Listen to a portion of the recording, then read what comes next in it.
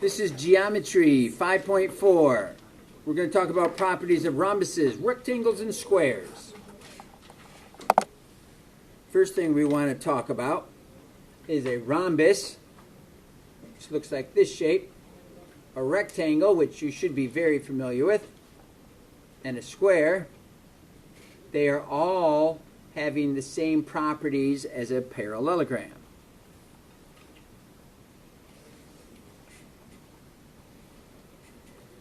So here's an example of a parallelogram. Things we've talked about with the parallelogram. Opposite sides are parallel. Opposite sides are congruent. Opposite angles are congruent. Doesn't matter how you manipulate the shape, the opposite angles will always be the same measurement. We also know that the diagonals bisect each other. All those properties are ones that we've already learned and talked about back here the other day about what a parallelogram is and some of the properties of a parallelogram. Consecutive angles are supplementary. Diagonals bisect each other. Today we're talking about a rhombus, a rectangle, and a square. They are all parallelograms. First one we're going to talk about is rhombus, RSTV. So a rhombus, we know, has all equal sides. We don't know anything about the angles. So it may be slanted down like that. It may be in the middle. That's still a rhombus. It may be slanted over here. It doesn't matter how it's oriented. It's all a rhombus. A square looks a lot like a rhombus. It's called a rhombus, but the best name for it is a square because the corners are 90 degrees. So a square is a rhombus that has 90 degrees. So if you make it not have 90-degree angles, that's clearly not a square. It's only a rhombus. But if you make the rhombus have 90-degree angles, then this shape is a rhombus with right angles, which is the best name to call it as a square. Now, if the sides are not all equal, here these are shorter. You can easily tell that the sides are different lengths. So this is considered a rectangle. If that's a right angle in the corner, that would be a rectangle. If it's not a right angle, what would we call that? Is that a rhombus?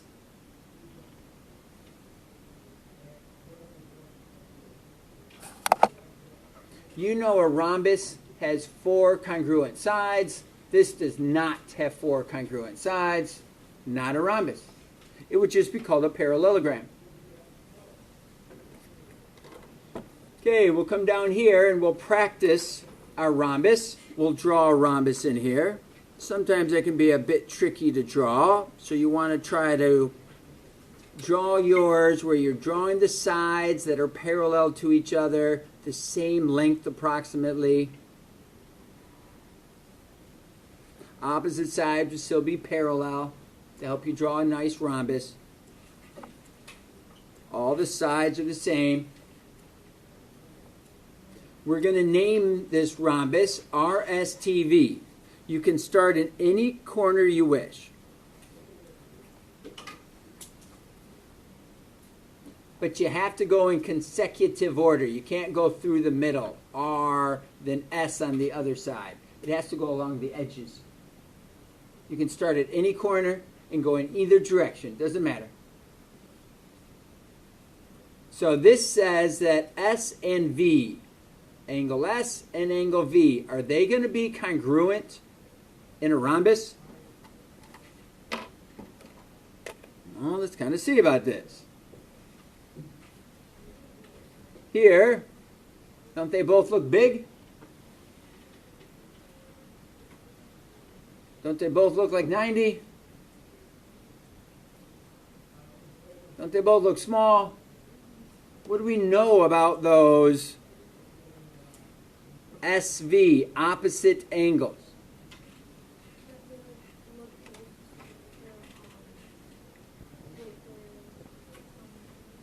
Are they always going to be congruent? Are they sometimes going to be congruent? And in your homework, you're going to have the option of never. So are they sometimes, always, or never congruent?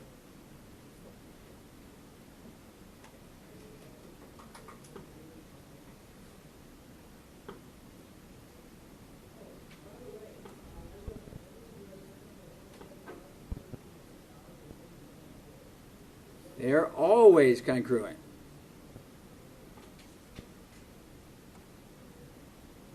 A rhombus is a parallelogram which has opposite angles congruent. Opposite angles are always congruent for all of these shapes because they're all a parallelogram. What about ST and, or sorry, not S, but angle T and angle V? What about consecutive angles? Let's take a look. Here's a rhombus. Are they congruent? Big, small.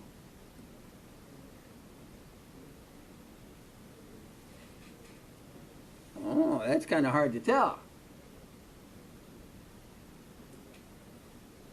This one's big and that one's small. So these could possibly be the same. Are they sometimes, always, or never the same? Sometimes.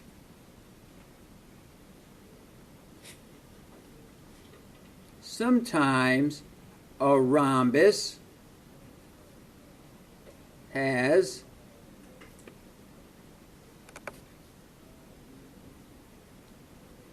consecutive angles congruent because these are consecutive.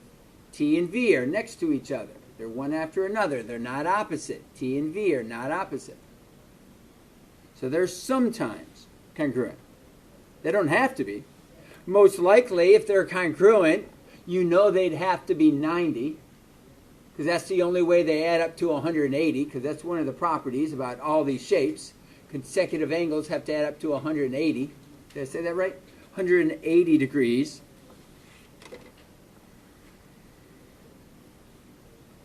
So the best name for this would be a square. That's when it happens. That's when a rhombus has consecutive angles congruent. Let's come on down here to the next one. Classify, what shape would this have to be? Well, what I notice is that it has 4 congruent sides, all the tick marks.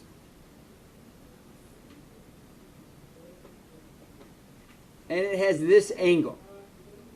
Well, if that's the angle, I know the angle across from it has to be 127. What's the angle over here have to be?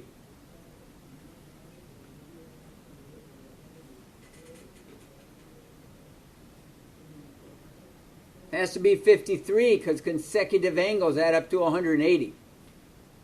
180. 180. 180. All right?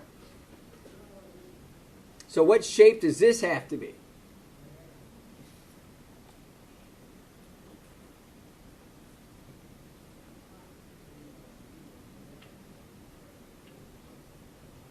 A rhombus has 4 congruent sides.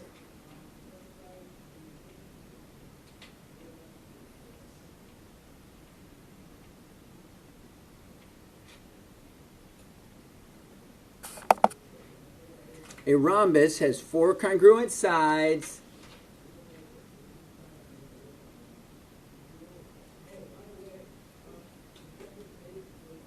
instead of the word but, I'm going to say and does not need right angles. So that's what makes this a rhombus. It's because we have 4 congruent sides and it is not right angles. If it was right angles, we'd call it a square. But just because it has right or equal sides without right angles, it's a rhombus. Let's come on down here. A square, well, let's take our rhombus and let's manipulate that so that we have pretty darn close to 90 degrees in the corner. So I'm going to call this a square.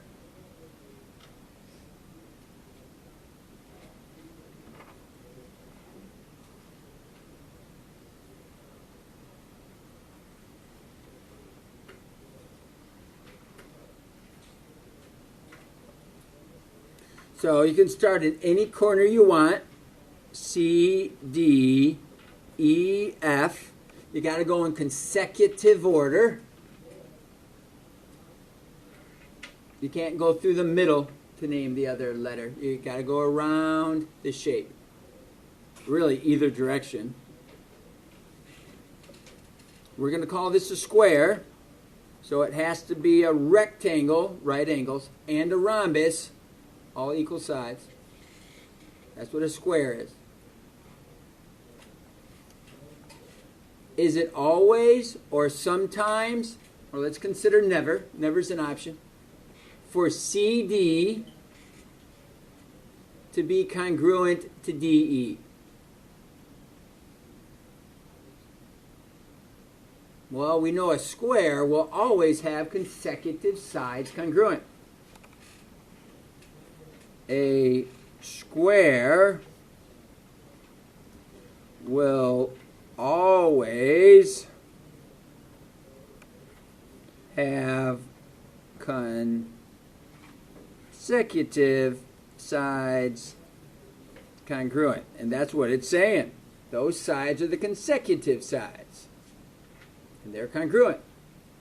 So we'll always have that for a square and a rhombus. That's not true for a rectangle. A rectangle does not have to have sides next to each other to be congruent.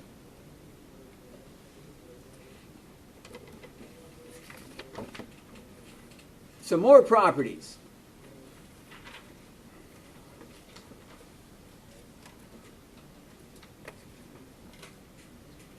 What happens here, if I have all my sides the same, my diagonals are going to be perpendicular to each other. They're going to be 90 degrees. No matter how it's manipulated, the diagonals are going to be perpendicular to each other. They're going to make 90 degrees, no matter what rhombus I make. They are always perpendicular to each other.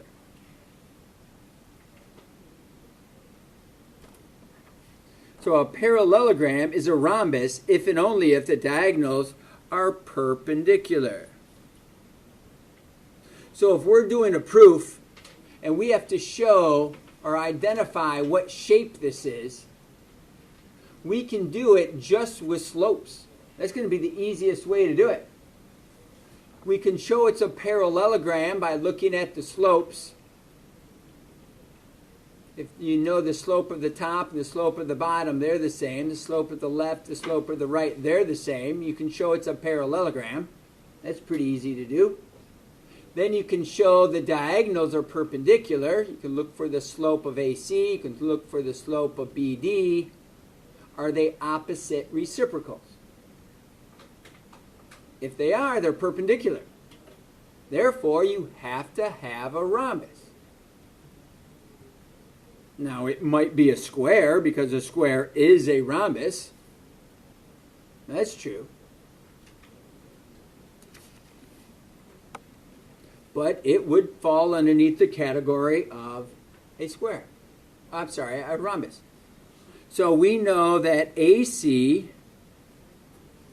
segment AC, is perpendicular to segment BD.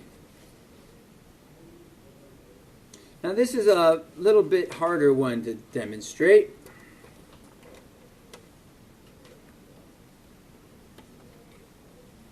But it works pretty well here. If you notice, these two angles, when I put my diagonal in here, these two angles are exactly the same. So the diagonal creates two angles that are congruent. It bisects the big angle of the rhombus. Diagonals bisect opposite angles. That's what that's called. That is not true for a rectangle.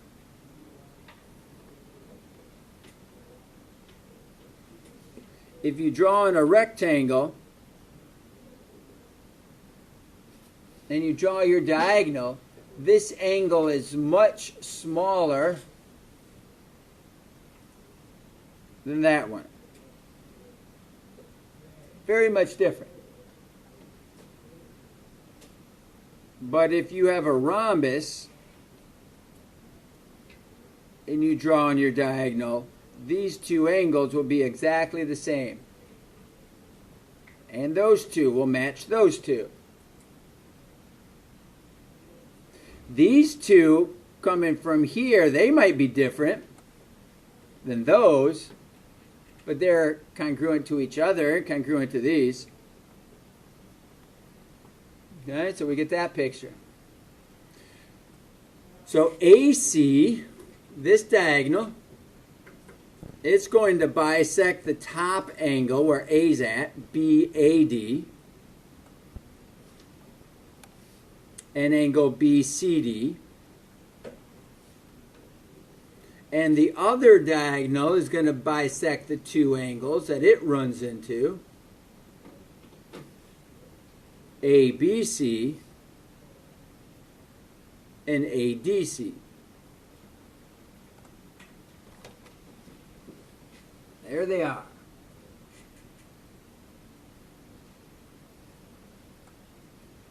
So if we come down and we talk about our rhombus,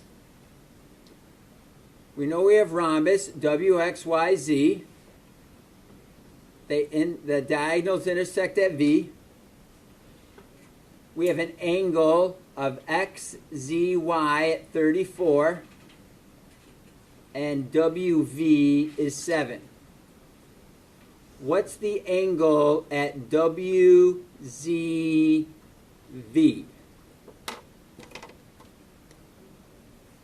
WZ to V. What's that angle measurement?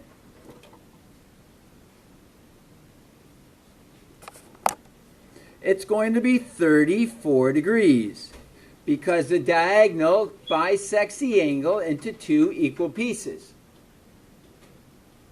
So together they're going to add up to 68 degrees total. What's the measurement of XYZ?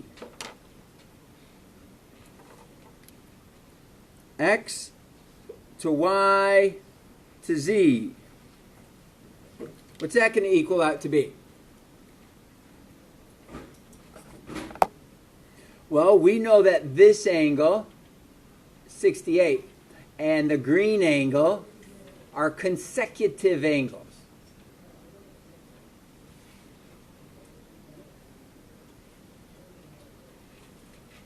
68 and this angle add up to 180 degrees. So 180 minus 68 gives us 112.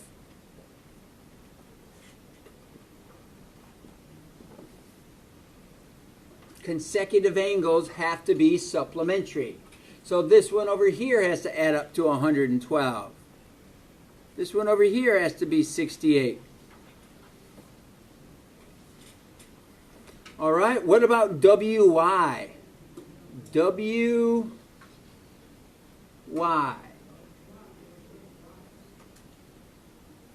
Y. This side is 7 because diagonals bisect each other. So the total length is going to be 7 and 7, which is 14. We could call that 14 units. This is definitely not degrees. Don't make that mistake. XY, every person knows what XY is. This length here is 10. This is a rhombus, so that makes this 10.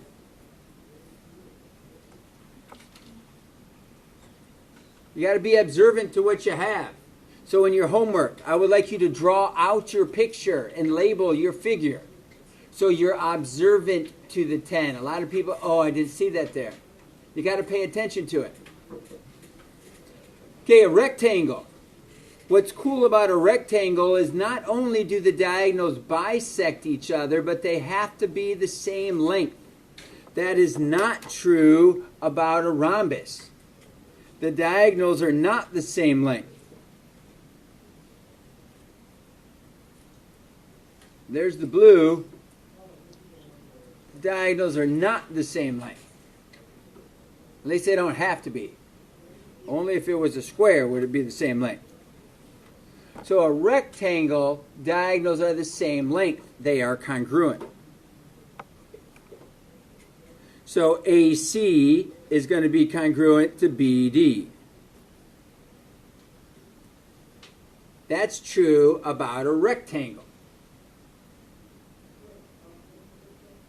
So if you're doing a proof, you wouldn't have to do the slopes and then figure out opposite reciprocal for right angles. You could go right into looking at the distances for the diagonals. So let's come on down here and try this one. We know the diagonals of ABCD intersect at E. AB is 12, BC is 5, and CAB is 23. This is a rectangle. So don't assume things. What do you know about a rectangle? So go ahead, tell me something you know.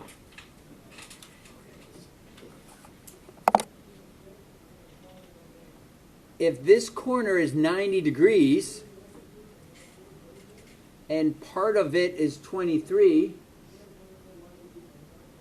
the other part has to be 67. We know that a rectangle is a parallelogram, so we have our zigzag that makes this 23. And we have the other zigzag, alternate interior angles, that makes this 67.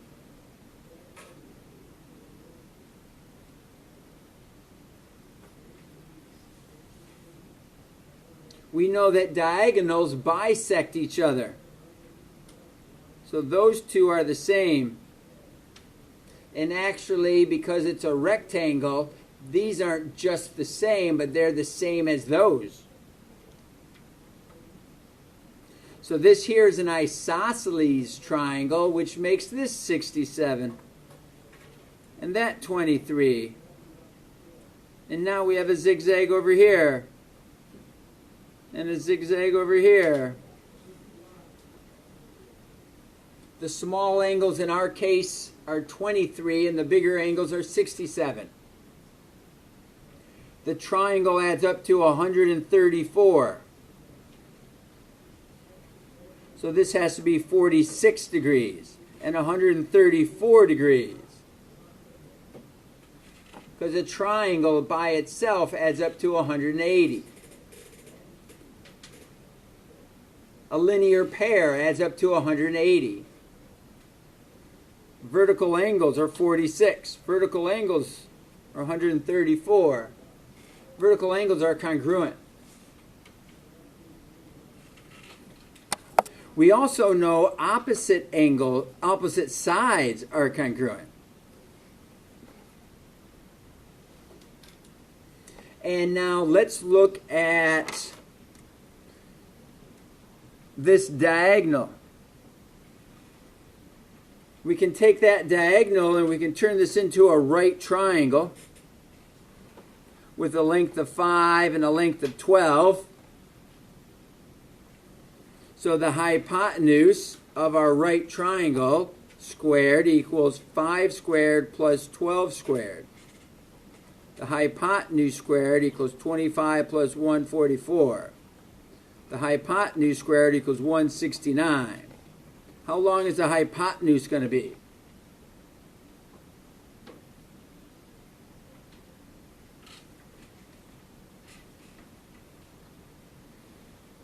It's a square root of 169. So both diagonals,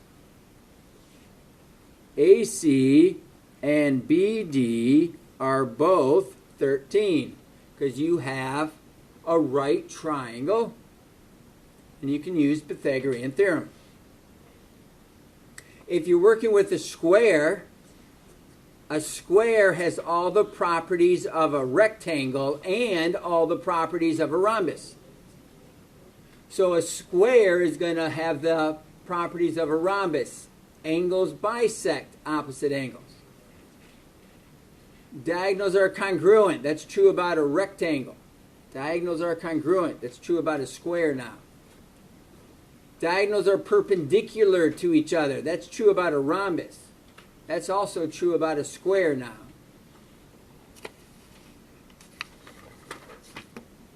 So if we come over here for our last example, and we know that the side lengths are 8.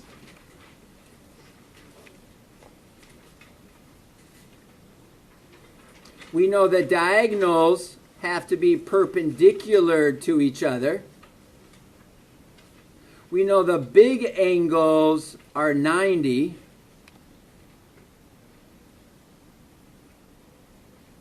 What are the small angles going to be?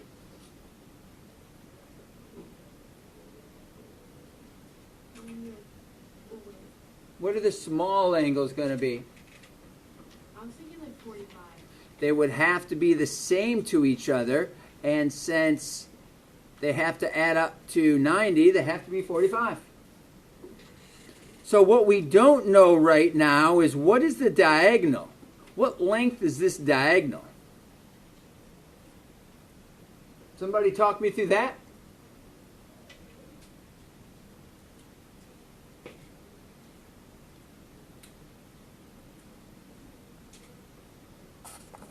Pythagorean theorem. We have 8 and 8. We have our 90 degrees. We have the hypotenuse squared equals a leg squared plus leg squared. So the hypotenuse squared equals 64 plus 64, which is 128. So you got to take the square root of 128. And if you remember your rules, 64 times 2 makes 128. And you can take the square root of 64. So it's 2, actually it's 8 root 2. This length is 8 root 2. D to B is 8 root 2. Well, what's A to E going to be?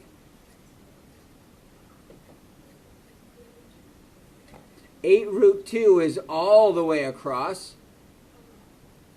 That's AC. What's AE going to be? It's going to be half of that. Remember, the diagonals bisect each other. So it's going to be 4 root 2. Not 4 root 1. It's not half of 8 and half of 2. It's only half of the 8.